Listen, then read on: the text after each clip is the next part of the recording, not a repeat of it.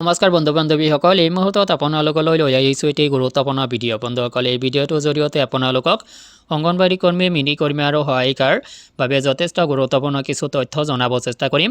নৱবৰ্ষত নতুন ভাল খবৰৰ আশা কিমান আৰু আন্দোলনে কাল হ'ল নেকি অংগনবাড়ী কৰ্মী সহায়িকাৰ, এই সংক্ৰান্তত আপোনালোকক গুৰুত্বপূৰ্ণ কিছু তথ্য এই ভিডিঅ'টোৰ জৰিয়তে শ্বেয়াৰ কৰিব যত্ন কৰা হৈছে।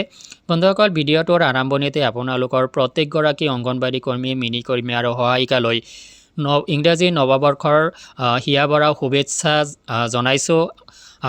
ইংৰাজী নৱবৰ্ষৰ 2024 প্ৰত্যেকটো মুহূৰ্ত, প্ৰত্যেকটো দিন আপোনাৰ কাৰণে শুভ হওক, সেই আশা কৰিছোঁ আৰু সেই আশাৰে ভিডিঅ'টো আৰম্ভ কৰিছোঁ। বন্ধুসকল, নৱবৰ্ষত নতুন এটা ভাল খবৰ অংগনবাড়ী কৰ্মী সহায়িকাৰ বাবে আশা কিমান আছে, এই প্ৰশ্নটো অৱতাৰণা কৰিছোঁ আপোনালোকলৈ আৰু আপোনালোকে ভিডিঅ' কমেণ্ট ছেকশ্যনত জনাব নৱবৰ্ষত আপোনালোকে কিমান আশা কৰে।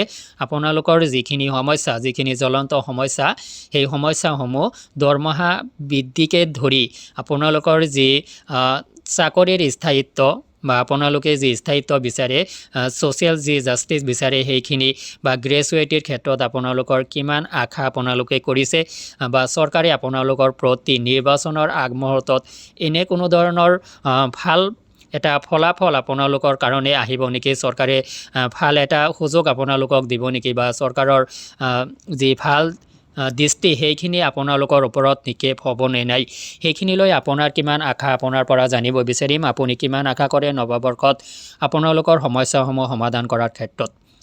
তো বন্ধুসকল, ইয়াৰ পিছতে আহক যে অংগনবাড়ী কৰ্মী সহায়িকা আৰু মিনি কৰ্মীয়ে বেচিকেলি অসমৰ অংগনবাড়ী কৰ্মী, মিনি কৰ্মী আৰু সহায়িকাসকলে যি ধাৰাবাহিক অসহযোগ কাৰ্যসূচী ৰূপায়ণ কৰিছিল, সেই অসহযোগ কাৰ্যসূচী ৰূপায়ণৰ পিছতেই জানিব পৰা মতে তেওঁলোকৰ দৰমহা চৰকাৰৰ ফালৰ পৰা বন্ধ কৰি ৰখা হৈছে। আৰু ইতিমধ্যে জানিব পৰা মতে, বিশেষ সূত্ৰৰ পৰা জানিব পৰা অনুসৰি যে এটা মাহৰ দৰমহা মোকলাই দিয়াৰ প্ৰক্ৰিয়া চলি আছে। যদি আপোনালোকৰ কোনো অংগনবাড়ী কৰ্মী, মিনি কৰ্মী আৰু সহায়িকাই এই আন্দোলন কৰাৰ পিছত আপোনালোকৰ দৰমহাটো ইতিমধ্যে লাভ কৰিছে, অনুগ্ৰহ কৰি ভিডিঅ' কমেণ্ট ছেকশ্যনত জনাব।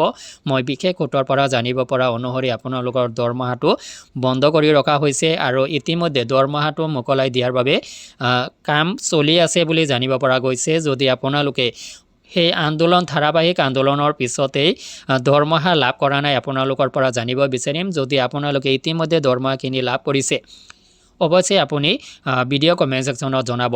তো এইখিনিতে এটা প্ৰশ্ন উদয় হয় যে গণতান্ত্ৰিকভাৱে আন্দোলন কৰাৰ পিছত, আন্দোলন কৰাৰ কাৰণেই অংগনবাড়ী কৰ্মী সহায়িকা আৰু মিনি কৰ্মীৰ দৰমহাৰ ক্ষেত্ৰত এনেকুৱাভাৱে অসম চৰকাৰৰ যি খেলিমেলি, সেই খেলিমেলিটো কিমান গ্ৰহণযোগ্য হ'ব পাৰে আপোনাৰ পৰা জানিব বিচাৰিম।